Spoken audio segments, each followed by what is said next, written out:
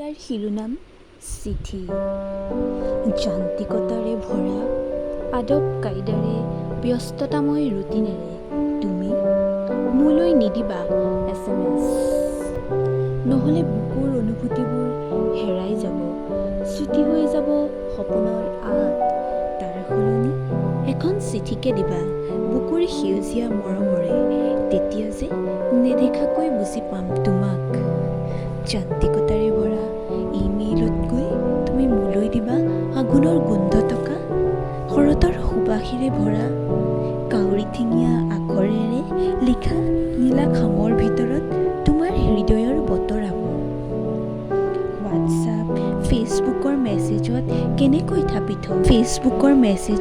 কেনেকৈ থাপি থ'ম তোমাৰ জীয়া মৰমবোৰ। তাতকৈ এখন চিঠিকে দিবা, চিঠি পঢ়ি সেউজীয়াত হেৰাই যাম, বিলীন হ'ম তোমাত।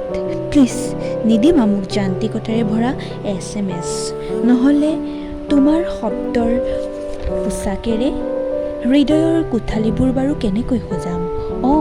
তোমাকেই কৈছোঁ, এখন চিঠিকে দিবা মোৰ ঠিকনাত, এখন নীলা খামৰ চিঠি, তেতিয়া কিজানি নিজতকৈও বেছি বুজি পাম তোমাক।